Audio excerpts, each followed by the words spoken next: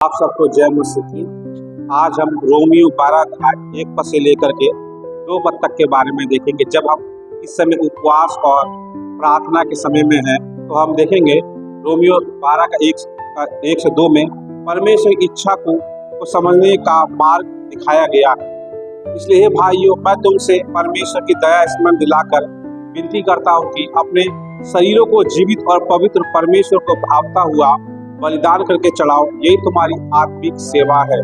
और इस संसार के सदस्य ना बनो, परंतु तुम्हारे बुद्धि के नए हो जाने से तुम्हारा चाल चलन भी बदलता जाए, जिससे तुम परमेश्वर की भली और भावती और सिद्ध इच्छा को अनुभव से मालूम करते रहो।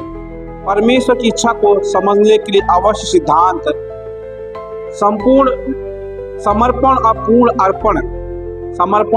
अर्पण हम अपने शरीर को जीवित और पवित्र और परमेश्वर को आने वाला बलिदान के रूप में अर्पित करना चाहिए। इसका अर्थ है कि हम अपने जीवन में परमेश्वर के हाथों में पूरी तरह सौंप दें। सांसारिक रीति या नीति से अलग होना, इस संसार के अनुसार नहीं चलना है चाहिए, बल्कि परमेश्वर की मर्जी के अनुसार जीवन जीना चाहिए। संसार की इच्छाएं और विचारधाराएं और पापी व्यवहार परमेश्वर की इच्छा को समझने में बाधा डाल सकती है। बुद्धि की नवीनीकरण, परमेश्वर की इच्छा को समझने के लिए हमें अपने मन विचारों को नया बनाना होगा। ये नवीनीकरण प्रार्थना, परमेश्वर के वचन, बाइबल के अध्ययन और पवित्र आत्मा के मार्गदर्शन से होता है। परखने की क्षमता, जब हमारा मन नवीनीकृत होगा तो हम समझ जाएंगे कि परमेश्वर की इच्छा क्या है। परमेश्वर की इच्छा भली, प्रिय और सिद्ध है, अर्थात वह हमारे लिए सबसे अच्छा, प्रेम पूर्ण और पूर्ण है।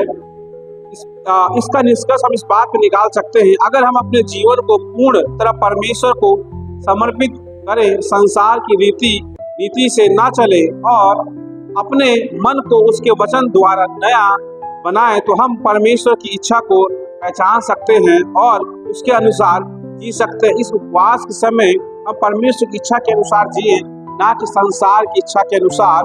हम अपने आप को संसार के सदस्य ना बनाएं, परंतु हमें बुद्धि के नए हो जाने से हमारा चाल चलन भी बदलना चाहिए। हमारा चाल चलन बदलना बहुत ही जरूरी है और परमेश्वर की भली और भावती इच्छा को हम अनुभव से हम मालूम कर सकते हैं।